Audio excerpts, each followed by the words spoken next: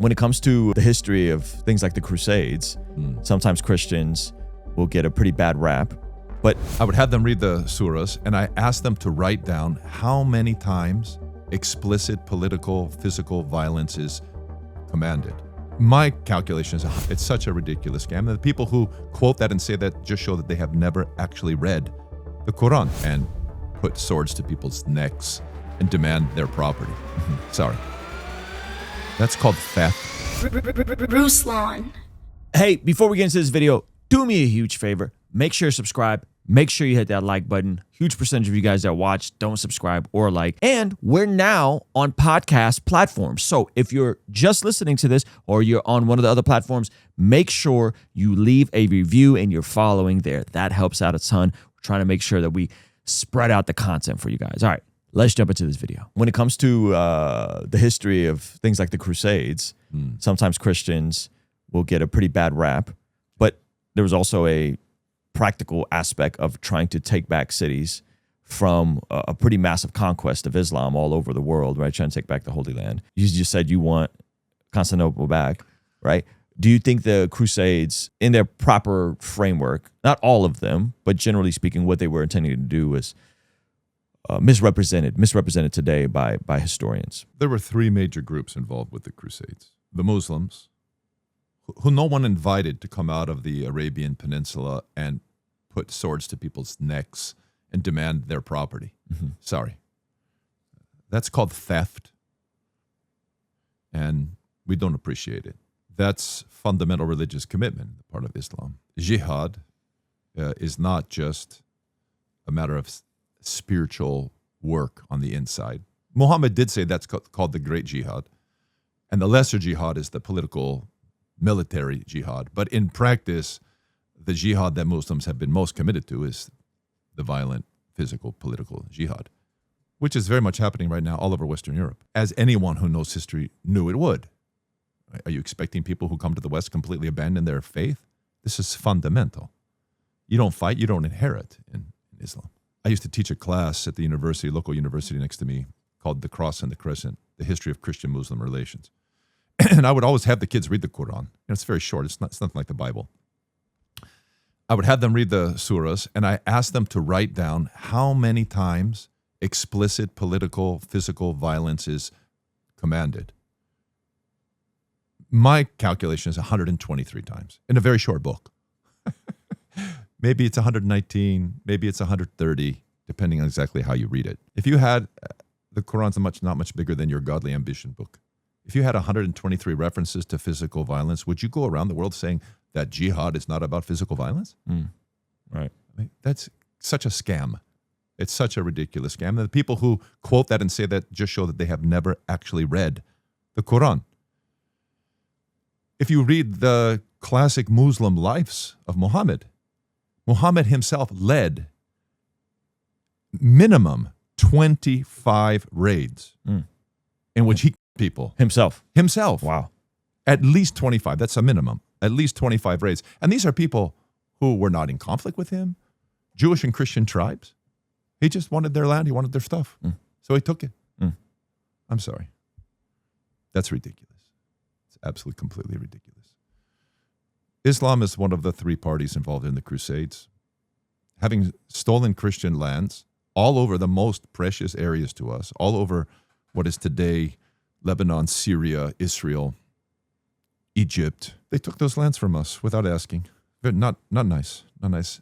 And they gave us options, right? You can die. Or pay the jizya. Pay the jizya. Absolutely. And not just that. You have to also obey Sharia. You have to follow the Sharia law, which means there's no evangelization or we kill you. You can't have public processions. You can't go. Are you kidding? Christians have never been contained within their churches. We worship in the churches, but then we take the gospel message out to the world. We walk out singing Christ is risen, and we carry crosses and banners with Jesus glorified on them. This is how we do things. And to be told by the Muslims, you can't do that. You can't ring bells. You can't go on processions on Easter. This is our life. I'm sorry. That is the sorrow. And no Christians have suffered under Islam more than the Orthodox. So whatever Westerners think they know, ask us Ask us. We have long lists of martyrs, long lists, and not just 7th century martyrs. Century after century. They tried to take Constantinople in 717. If the Mother of God hadn't defended the city and slaughtered them, which she did, amazingly, they were so destroyed in 717 that they didn't try again for 600 years. They wanted Constantinople from the beginning. They finally came back 1453, May 29th. They took Constantinople. So for us, that was like yesterday. It was like yesterday. To get into the Orthodox mind about time, I'll give you an example. The late Pope John Paul II, before he died, he's Polish. Mm-hmm. He grew up with a bunch of Orthodox friends. He had Orthodox in his family. He had Eastern bishops consecrate him when he became a bishop. The whole eastern part of Poland today is Orthodox. We typically think of Poland as a Catholic country, which it is. Before he died, he wanted to make a pilgrimage in the footsteps of St. Paul. And that would require him to go into Greece. Well, since the schism, no pope had ever stepped foot in Greece. It was never allowed. So he wrote to the Archbishop of Athens, who presides over the Synod of Greek bishops, like 70 metropolitan archbishops who govern that country. And he said, look, I'm going to die, and I want to go on a pilgrimage. Can I come? No pope has ever come since the schism. I mean, that's 800 years. And they said, no, you can't.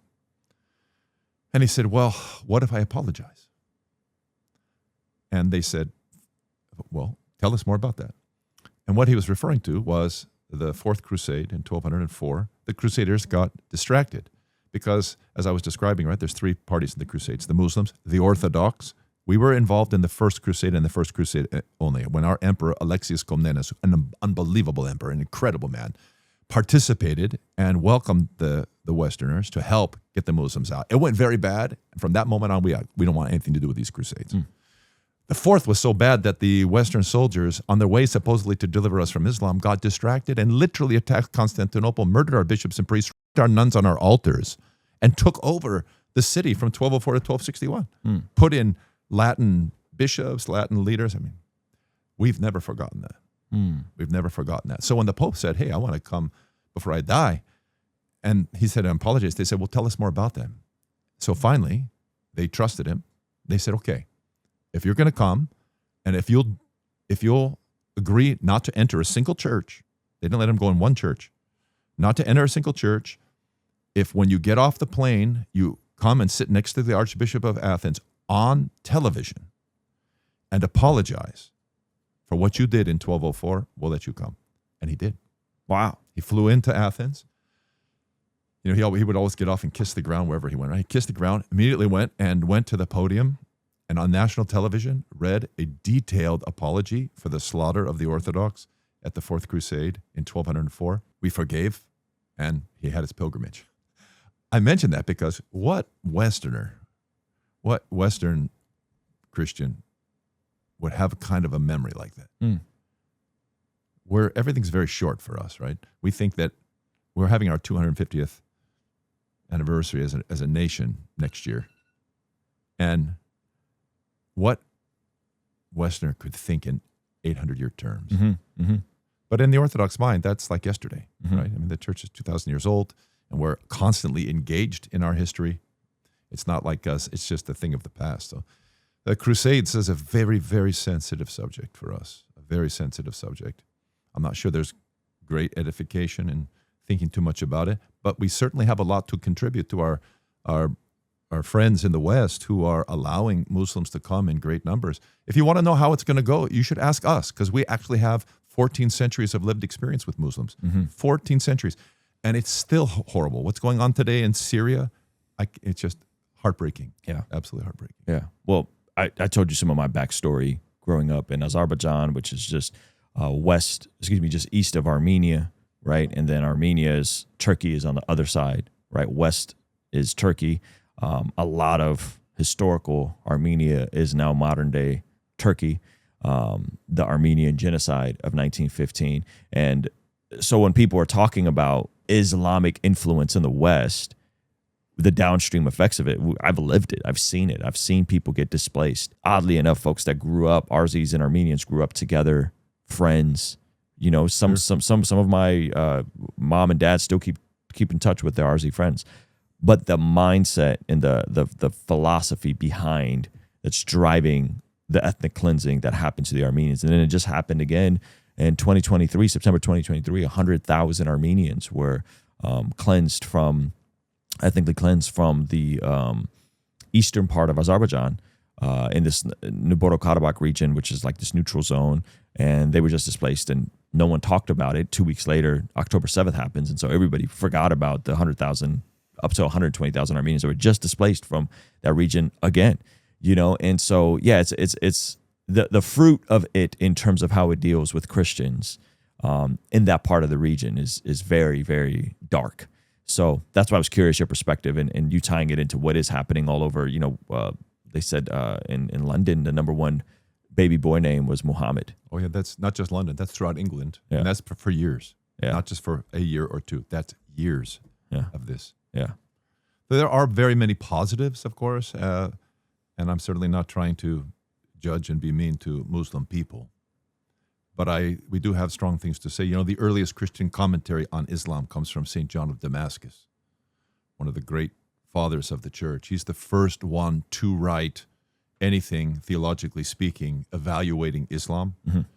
And he was very clear about what he said and called Muhammad Antichrist and Islam a heresy. He actually lists it as a heresy because of the Christian influence on Muhammad, and which is very evident in the Quran, both an Orthodox Christian influence and also a heretical Christian influence, both in the Quran. But we've had a consistent witness to Muslims for 14 centuries.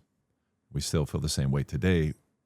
There are many benefits for them in the West, though. Now many, many Muslims are becoming Christians all across the West, which is a great blessing for them. If they did that in their hometown, they'd be killed. If they were in Muslim lands, it's forbidden to convert to Christianity. And you will be killed.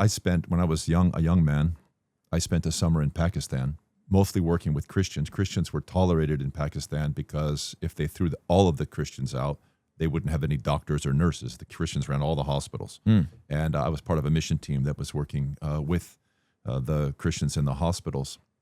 And I remember sitting and having tea with a young man, maybe a year or two older than me. I was 19 at the time. I think he was 21. He and his wife had converted to Christianity and thought it would be a loving and irresponsible thing to do to tell his father and his mom. So he sat down at dinner. His dad stood up, went out into the shed and got a pickaxe and came and tried to kill the spot. My goodness. And it had been a year or two since he saw his parents, and he said, I'll never be able to see my parents again. That's awesome. My dad will kill on the spot. Wow. Yeah. That's crazy. That was just normal Pakistani family. You have a marriage conference coming up. October 10th and 11th. October 10th and 11th. Fox Theater in Riverside, California. Can I say a little bit about it? Please. So, Patristic Nectar has always hosted for many, many years conferences, usually 2 conferences a year, usually about the spiritual life, about the writings of the church fathers, deep theology, that kind of thing. We always bring in very high-level Orthodox priests, monks, scholars, patristic scholars mostly.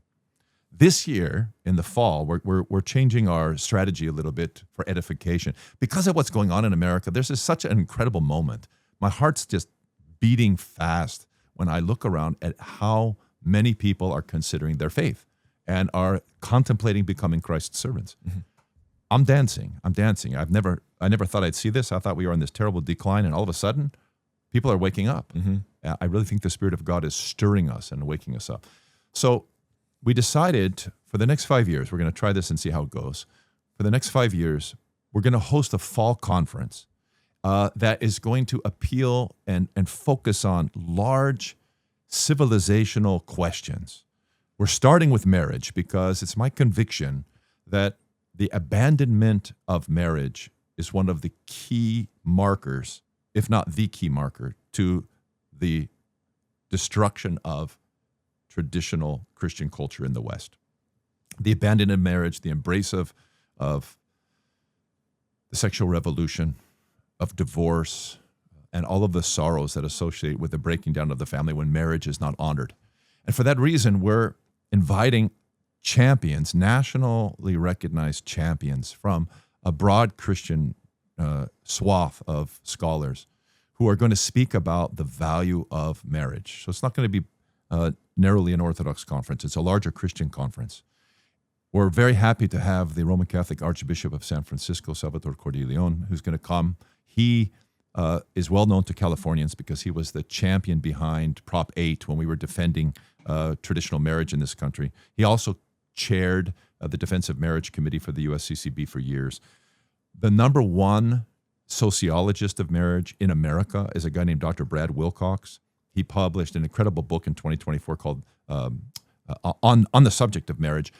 He runs an institute, the Institute of the Family, out of the University of Virginia. No one has data and a vision for marriage better than Dr. Brad Wilcox. He's going to come. Your viewers, I think, know who Jonathan Peugeot is. Jonathan Peugeot is going to come and talk to us about the symbology of marriage from Genesis to Revelation as a theme of orientation between God and his people, as well as its earthly expression. We're also going to have Dr. Gavin Ortland, who I think you know pretty well, who is a Protestant YouTuber, a very wonderful person, and a pastor, Protestant pastor, who is very competent, has a great competency in the subject of marriage too. And so in this collage of speakers from Orthodox, Catholic, and Protestant backgrounds, we're going to try to hold up a vision for honoring the natural condition of the human race in marriage and family life. Amen. I love it.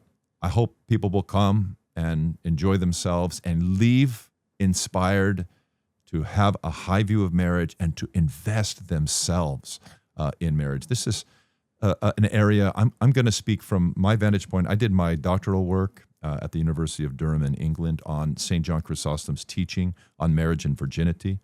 That book is available on Amazon also. And I also wrote a marriage manual, kind of a preparation manual to help couples prepare and lay deep roots so that they can have a marriage that bears beautiful fruit. You know, if you put your roots down deep, you can grow your tree large with beautiful fruits, and that's God's intention for marriage. That book is called Enduring Love, Laying Christian Foundations for Marriage.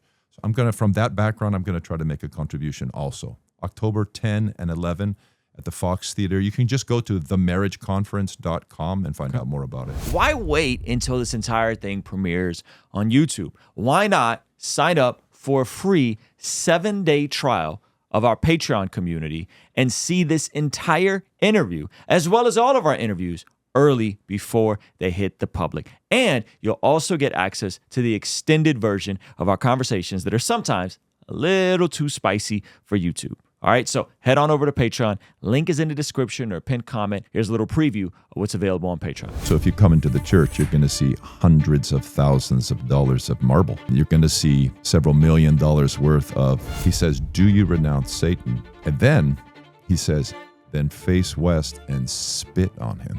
There are some sins that you can repent of, and then the very next day they're biting at your ankles again. And you have to learn.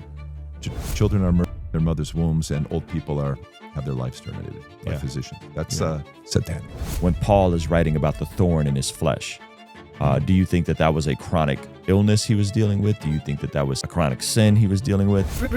Ruslan